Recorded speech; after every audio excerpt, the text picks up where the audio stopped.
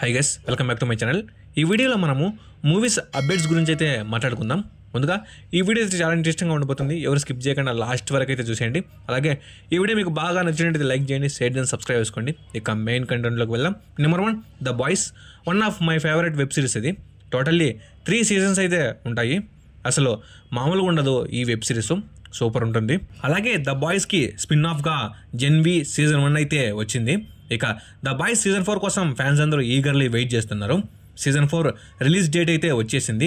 2024 June 13న 3 episodes అయితే మనకు Amazon ప్రైమ్లో stream అవుతాయి. తర్వాత వీక్కి అయితే ఒక ఎపిసోడ్ వస్తుంది. టోటల్గా 8 ఎపిసోడ్స్ అయితే ఉంటాయి. జూలై 18న ఫైనల్ ఎపిసోడ్ అయితే వస్తుంది.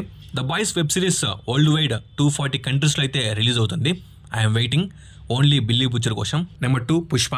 మన వాళ్ళందరూ పుష్ప 2 కోసం అయితే చాలా వెయిట్ చేస్తున్నారు.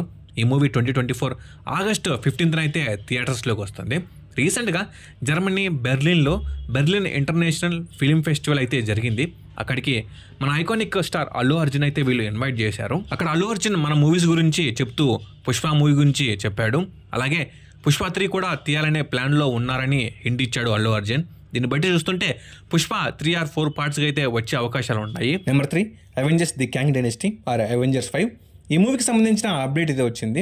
ఈ అవెంజర్స్ 5కి ద క్యాంగ్ డైనెస్టీ అనే నేమ్ని మార్వెల్ స్టూడియోస్ రిమూవ్ చేస్తుందని కన్ఫర్మ్ చేసింది. ఎందుకంటే జొనాథన్ మేజర్స్ పైన ఒక కేసు అయితే నడుస్తుంది. అదే మన క్యాంగ్ రోల్లో యాక్ట్ చేశాడు కదా. కాబట్టి వీళ్ళు క్యాంగ్ని విలన్గా తీసేసి ఈ విలన్ ప్లేస్లో వేరే విలన్ని పెట్టాలని అనుకుంటున్నారు. ఐ థింక్ డాక్టర్ డూమ్ని వీళ్ళు అయితే రీప్లేస్ చేస్తారనుకుంటున్నాను. అందుకని Marvel studios the Kang dynasty అనే నేమ్ని తీసేసి ఈ అవెంజర్స్ 5కి వేరే నేమ్ని ఇవ్వాలని అనుకుంటున్నారేమో. చూద్దాం మరి ఏమవుతుందో. Number 4, Aquaman and the last kingdom. ఈ మూవీ రిలీజ్ అయిన తర్వాత ఈ మూవీ చూసిన వాళ్ళందరూ ఈ మూవీ ఫ్లాప్ అన్నారు. తర్వాత ఓటీటీలోకి వచ్చింది. నేను కూడా ఈ మూవీ అయితే చూడడం జరిగింది.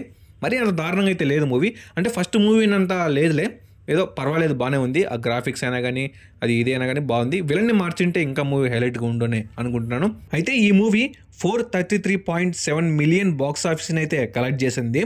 2018 తర్వాత డీసీయూలోనే one of the highest grosser movie ఈ Aquaman and the last kingdom. ఇక ఇది ఈ రోజుటి అప్డేట్స్ అయితే. ఇక ఈ వీడియో మీకు బాగా నచ్చినట్టయితే లైక్ చేయండి, షేర్ చేయండి, సబ్స్క్రైబ్ చేసుకొని. నేను మీ 2 ఒక లైక్ ఒక సబ్స్క్రైబే అసలు వ్యూసే రావడం లేదు, ఏమో మరి అది కొంచెం మాట చూసి అయితే సపోర్ట్ చేయండి. Okay, bye guys.